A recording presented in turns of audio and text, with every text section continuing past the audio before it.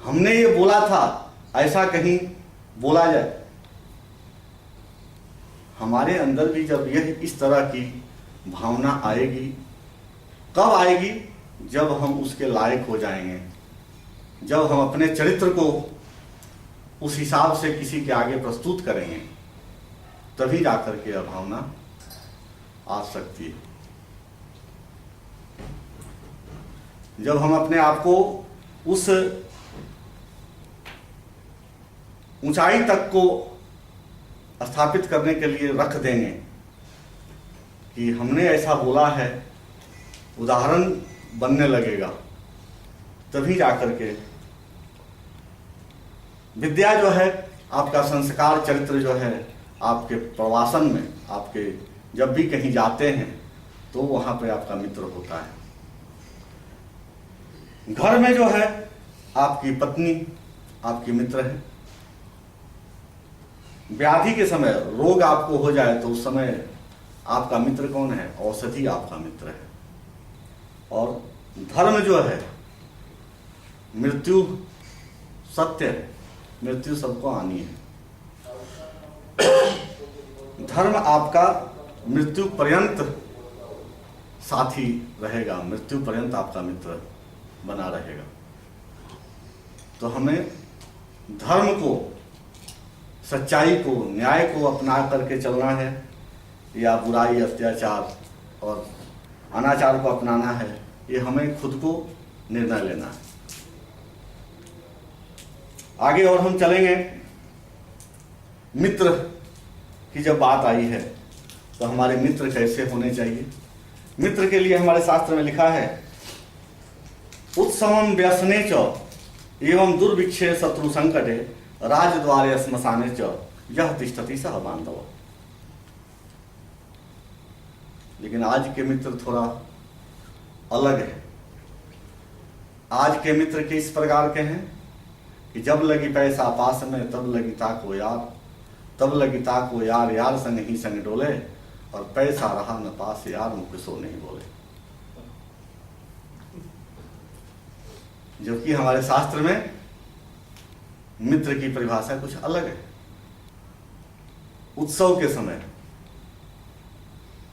व्यसन में भी अगर आपके अंदर कोई दुर्गुण है तो उसमें भी वो आपको ये कोशिश करके उस दुर्गुण को बचाने का जो कोशिश करता है। उत्सव में तो आपके साथ हो, लेकिन आपके दुर्गुण से आपको बचाने का कोशिश करता हो।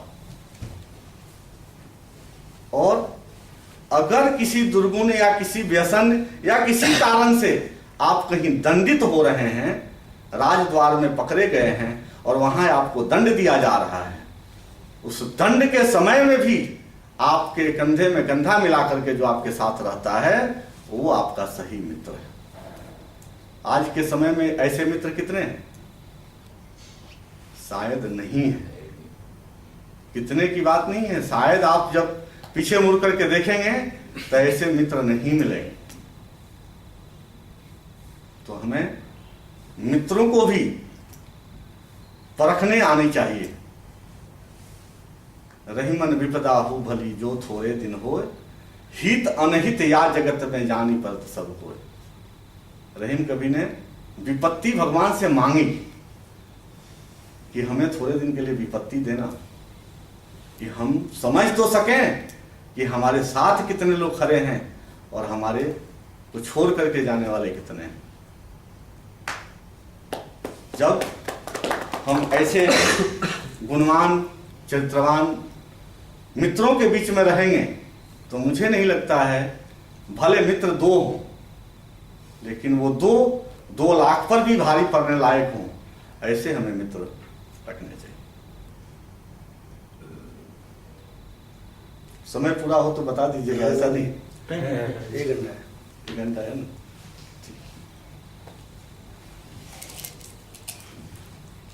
आगे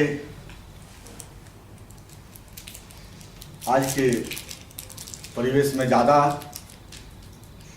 चाहे मित्र हो, चाहे प्रेमी हो, चाहे प्रेमिका हो, उनके लिए शास्त्र में, क्योंकि आज किसी के पास में जो है सहनशीलता नहीं रही।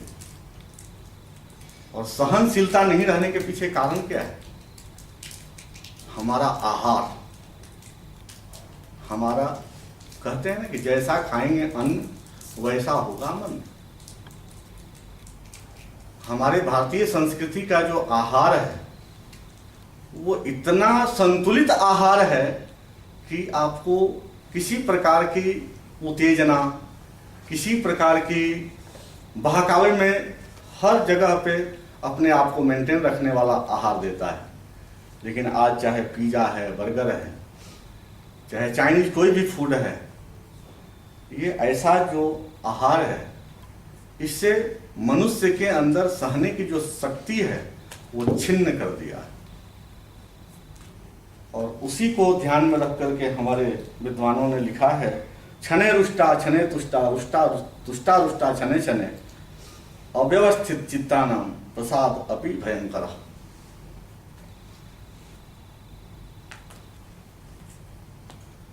हम क्या करते हैं, एक ही दिन में मित्र बनाते हैं, एक ही दिन में उसकी अच्छाई भी जान लेते हैं, एक ही दिन में बुराई भी जान लेते हैं। एक ही दिन में प्रेमी बनाते हैं, एक ही दिन में उसकी अच्छाई भी जान लेते हैं और एक ही दिन में उसकी बुराई भी जान लेते हैं। और इसका परिणाम क्या हो रहा है? आज जो हमारा वैवाहिक जो चित्रण हो रहा है, सबसे पहले तो लोगों के मुंह से विवाह शब्द ही गायब हो गया है।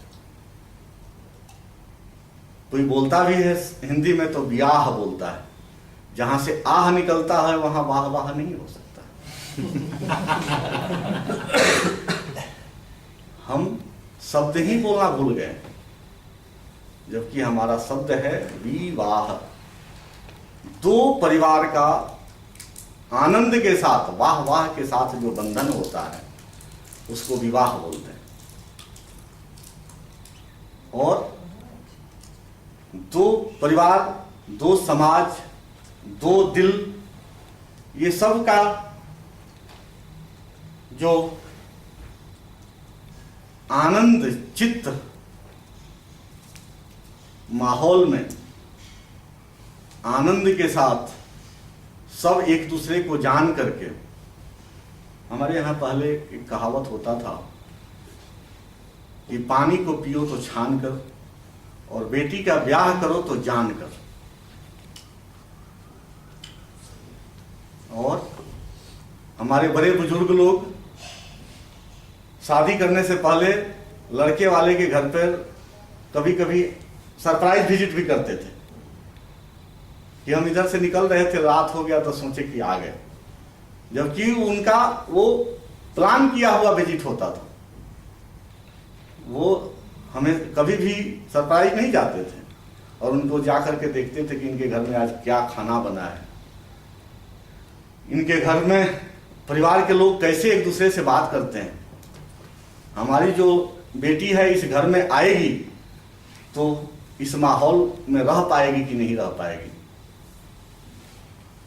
और आज ये बड़ों का अधिकार हमने छीन लिया है।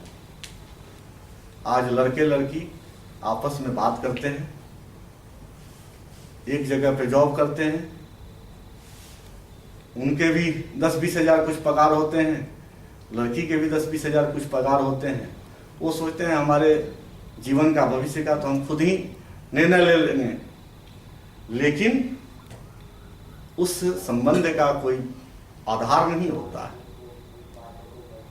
और एक दूसरे के साथ में हम इतने ज्यादा उम्मीद कर बैठते हैं कि अगर थोड़ी भी कोई बात उसकी हमें अच्छा नहीं लगती है, चाहे वो लड़का की बात हो या लड़की की बात हो, तो आज क्या हो रहा है, या तो फांसी लगा करके मर जाते हैं या तलाक ले लेते हैं। यहां पे क्या हो रहा है, समाज और घर दोनों टूट रहा है।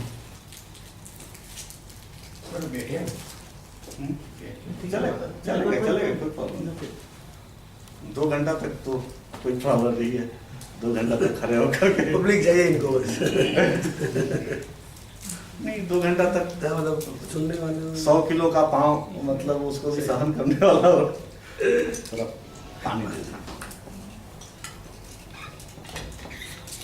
मगर टाइम के साथ मिश्रा जी अभी क्या है, लव मैरिज वगैरह तो नहीं, हम लव मैरिज का खिलाफत नहीं कर रहे हैं। हमारा कहना ये है कि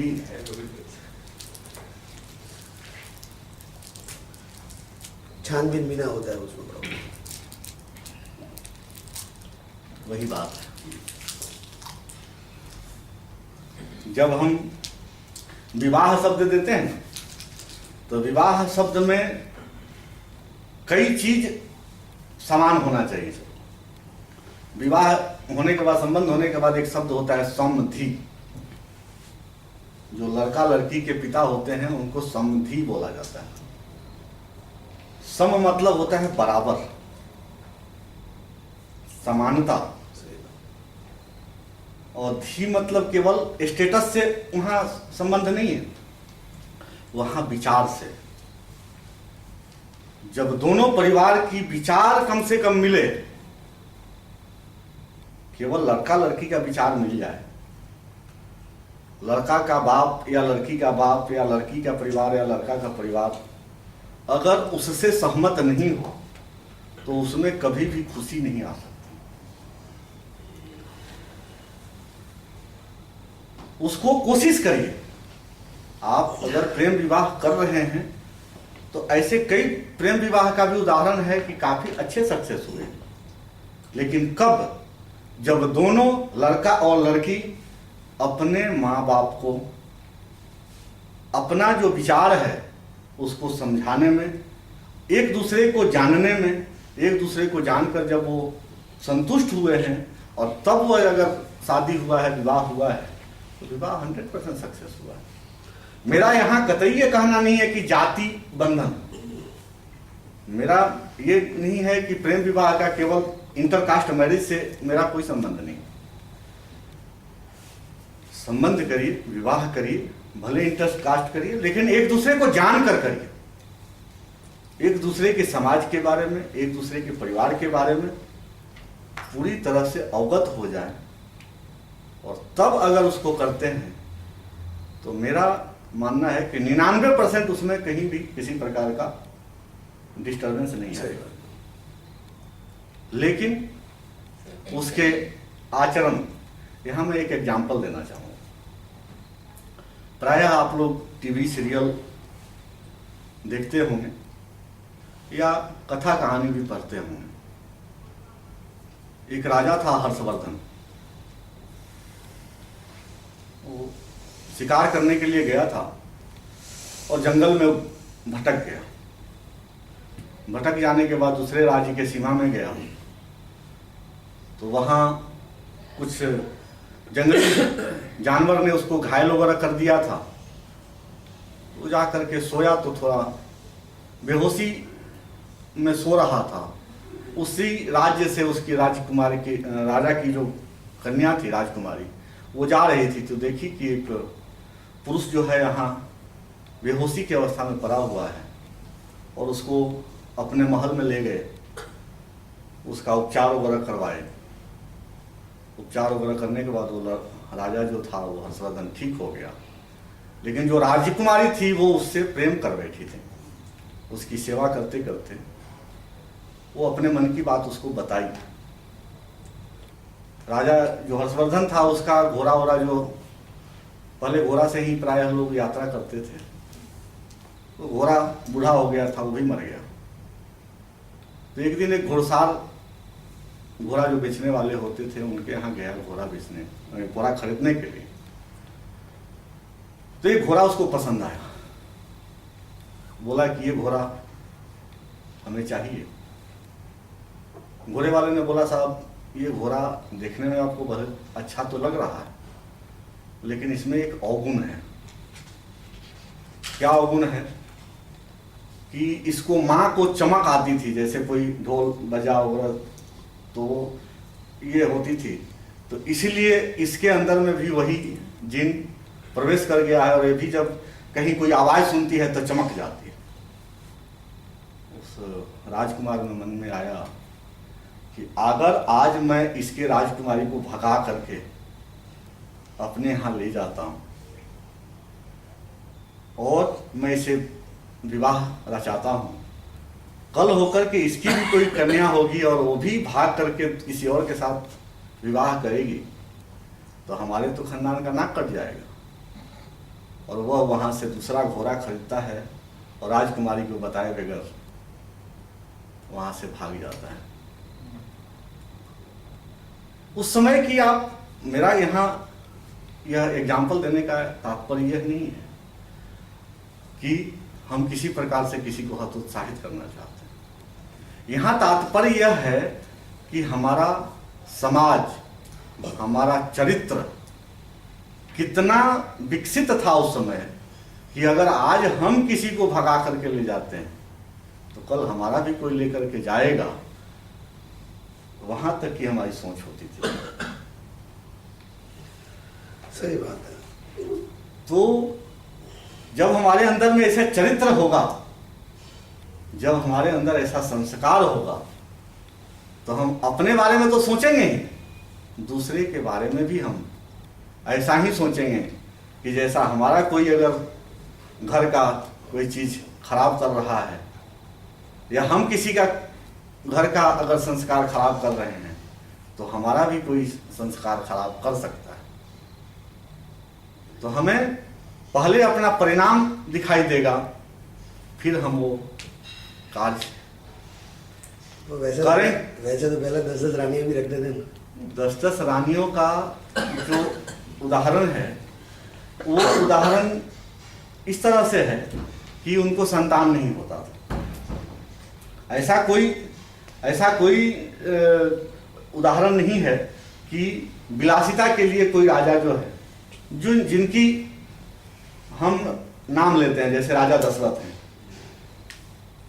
कृष्ण के लोग बताते हैं। मैं, आपने चूंकि ये प्रश्न छेड़ा इसलिए मैं बता देता हूं। कृष्ण जहां भी गए रानी उनकी केवल एक ही थी, केवल रुक्मिणी जो थी उनकी एक रानी थी। और कृष्ण के बारे में यह बोला जाता है कि लाखों रानियां के बाद में भी वो जोगेश्वर थे। जोगेश्वर जो होना छोटी मोटी बात नहीं है। उन्होंने उन रानियों को, उस समाज के लोगों को अपना नाम दिया। नाम केवल क्यों दिया कि कृष्ण का नाम जुड़ जाने से कोई आदमी इनके तरफ देखेगा नहीं। वो भय, एक अपना नाम देकर के, बाकी उनके साथ कोई विलासता उन्होंने नहीं किया। कृष्ण की केवल और केवल एक ही रानी थी, रुक्मिणी थी। प्रेमी भले राधा का नाम आता है, लेकिन उनके साथ में भी उनका विवाह नहीं हुआ। अभी हम आगे, जब हम ऐसे चरित्रवान और गुणवान जब बनेंगे तो क्या होता है, आदमी चाहे किसी भी प्रकार की, गुणवान के अंदर में भी कहीं कहीं अहंकार आता है, विद्वान के अंदर में भी जब पूर्णता आ जाती है कि मैं पूर्ण हो गया, मैं कमा लिया, मैं धनवान हो गया, जब मैं शब्द आ जाती है तो आलसी हो जाता है। और तो फिर क्या करता है, यत्न करना छोड़ देता है, प्रयत्न करना वो छोड़ देता है। हमारे शास्त्र में लिखा है, आलस्य से कुतो विद्या, अविद्यस्य कुतो धनम, अधनस्य कुतो मित्रम, अमित्रस्य कुतो सुखम। जब हम आलसी बन जाते हैं तब हमारे अंदर की जो विद्या है वो धीरे धीरे कम होना चालू हो जाता है। तो हमें अगर चरित्रवान हम बन भी गए, हमारा परिवार भी चरित्रवान बन गया, तो हमें और ज्यादा जागृत रहने की जरूरत है। आप देखते होंगे कि कोई आदमी की ऊंचाई अगर 6.5 फीट हो जाता है तो वो हर जगह थोड़ा झुक करके चलने का कोशिश करता है। जो आदमी इसी तरह से गुणवान हो जाता है, धनवान होता है, चरित्रवान होता है, तो उसके तरफ लोगों की उम्मीदें भी ज्यादा होती है। कहीं कहीं आपने देखा होगा, लोग बोलते हैं यार आपने ऐसा काम किया, इसका मतलब क्या कि आपसे लोगों की उम्मीद ज्यादा थी और आपने वो काम किया, उतना ही कहना उस आदमी के लिए मृत्यु के समान हो जाता है। आज सबसे ज्यादा अगर कहीं भ्रष्टाचार फैला है तो शिक्षा के क्षेत्र में फैला। आए दिन आप अखबार उठा करके देखिए या कोई न्यूज उठा करके देखिए, कोई चैनल पर देखिए, कोई लड़की अपने गुरु के साथ, अपने टीचर के साथ में भाग गई, टीचर ने उसके साथ दुष्कर्म कर दिया। शिक्षा जो चरित्र के निर्माता है, वही चरित्र विहीन अगर हो जाते हैं तो समाज में क्या होगा? अव्यवस्था तो फैलेगी। दूसरा, आप पहली कक्षा से लेकर के पीएचडी तक का सिलेबस उठा करके देखिए, कहीं भी चरित्र निर्माण से संबंधित एक पाठ भी नहीं है, एक पुस्तक भी नहीं। आप लोगों ने, जब मुझे जहां तक याद है 2000 तक सिलेबस में आता था नीति श्लोका, नीति पाठ्यक्रम, प्राय लोगों ने पढ़ा होगा honesty is the best policy. आज ये सब लाइन ही गायब है, कहीं भी ये सुनने को नहीं मिलता। आजकल धड़ल्ले से क्या हो रहा है? एमबीए। एमबीए का मतलब हमारे हिसाब से क्या है? मूर्ख बनाओ एक आदमी।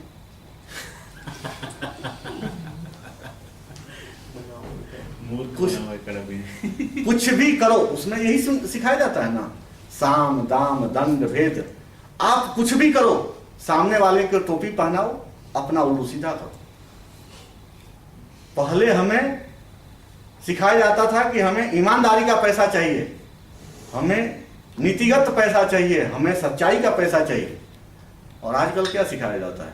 कुछ भी करो, पैसा आना चाहिए, पैसा आना चाहिए। जैसा पैसा आपके घर में आएगा वो वैसा संस्कार लेकर के आएगा और वैसा ही वो काम आपके घर में करेगा। आजकल सब फील्ड में, इंजीनियरिंग हो, डॉक्टरी हो, कहीं भी आप चले जाइए शिक्षा के लेकर के, माँ बाप ऐसे परेशान हैं। अभी एडमिशन का दौर चल रहा है, आए दिन 50 लोग मेरे पास आते हैं, बोलते हैं मेरे बच्ची का इंजीनियरिंग में एडमिशन नहीं हो रहा है, जबकि इसके 80% मार्क्स है और कोई 75% वाले ने 5 लाख रुपए डोनेशन दे दिया तो उसका हो गया। ऐसा आज जब ज्ञान जो है हमारा पैसा से दिखने लगा, आरक्षण के कारण कुछ जगह पे आज के डेट में करीब 40% तो रिजर्व सीट है, मोर देन दैट, उससे ज्यादा 40% से ज्यादा। सब जनरल कोटा के लिए सिर्फ 15% अवेलेबल है, 15%, लेस देन दैट। अब आप उम्मीद कर सकते हैं कि इस देश का क्या होगा। यहां पर भी मैं आपको एक एग्जाम्पल के द्वारा समझाना चाहता हूं। एक हमारे मित्र हैं जो बेंगलोर में डॉक्टर है और हमारे मित्र के जो कलीग्स हैं वो भी सेम फील्ड में डॉक्टर हैं, सेम फील्ड में सर्जन हैं। उनके पिताजी बहुत बड़े पॉलिटिशियन हैं, नाम नहीं लूंगा। जब उनको ऑपरेशन कराने की बारी आई तो शैलेश मिश्रा जी के पास वो अपना ऑपरेशन करवाए, अपने पुत्र के पास ऑपरेशन नहीं कराए।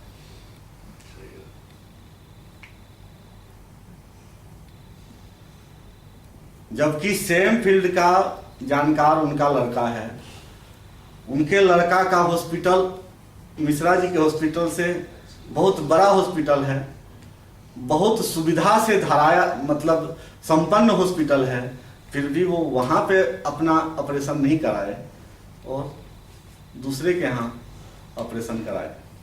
उनको पता है पैसा देके करवाया है। अब आप समझिए, अपने बच्चे पर भरोसा नहीं है, अपने लड़के के ऊपर उनको भरोसा नहीं है कि ये जो ऑपरेशन करेगा सही करेगा या कहीं छुरी कैंची मेरे पेट वोट में ही छोड़ देगा। आनंद जी बोलते हैं कैसा करेगा वो भरोसा है। डाउट है, डाउट है। जब ऐसा हमारा शिक्षा हो जाएगा, जब हम ऐसे हमारे संविधान के निर्माता हो जाएंगे जो वोट बैंक के लिए सही, तो दिशा ये होना चाहिए कि अगर कोई पिछड़ा जाति है, पिछड़ा आदमी है, तो उसके घर से ले जा करके उसको हॉस्टल में रख करके उसको अच्छा से अच्छा ड्रेस दे करके, अच्छा से अच्छा भोजन दे करके, अच्छा से अच्छा कॉपी किताब दे करके, फीस माफ करके उसको आप कॉम्पिटिटिव एग्जाम दिलवा करके उसे अगर पास करवाते तो उसमें भी वो गुण आ सकता था। एक कुत्ता हो और उसको बोलिए कि क्या शेर जैसा दिख रहा है, और एक शेर हो और उसको बोलिए कि क्या कुत्ता जैसा दिख रहा है, दोनों में अंतर हो जाएगा। उसको हम शेर बनाना तो चाहते हैं लेकिन वो शेर बन नहीं पा रहा। उसके अंदर जो भय है, उसके अंदर जो गुण है, वो निखर नहीं पाता है। क्योंकि जब हम पैसा का उसके टोपी जो चश्मा हमने उसके पहना दिया है, बड़े बाप के बिगड़े औलाद वाली, तो वो जाकर के वहां के माहौल को और दूषित करेगा। वो उसके मन में हमेशा ये कि मैं तो पैसा दे करके आया हूं, मेरे कहने से तो प्रिंसिपल भी ऐसे करेंगे, मेरे कहने से तो टीचर भी ऐसे करेंगे।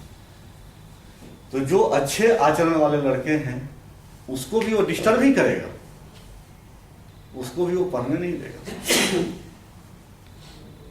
और यहां जो निखार आनी चाहिए वो निखार नहीं आएगा और समाज यहां से भटकना चालू हो रहा है। शिक्षा की प्रणाली जो है, जहां से हमारे चरित्र निर्माण का बेस है, वहीं से हमारा समाज जो है भटक चुका है। सही ज्ञान जो है वो नहीं मिल रहा, सही शिक्षा ही भटक चुका है। गुरु के प्रति जो हमारा स्नेह होना चाहिए या गुरु शिष्य का जो प्रेम होना चाहिए, वो प्रेम नहीं रहा। गुरु भी ये सोचते हैं कि भाई हम सैलरी लेते हैं, 2 घंटा का पीरियड लिया, अपना वो चले गए। नहीं, तो गुरु शिष्य के जो प्रेम के बारे में हमारे विद्वानों ने कहा है कि गुरु कुम्हार शिष्य कुंभ है। गुरु जो है कुम्हार है, तो शिष्य कुंभ है। गरी गरी काढ़े खोट, अंदर हाथ सहार दे, बाहर बाहर चोट। इस तरह के गुरु हमारे होते थे। और आज के न गुरु ऐसे हैं न शिष्य ऐसे।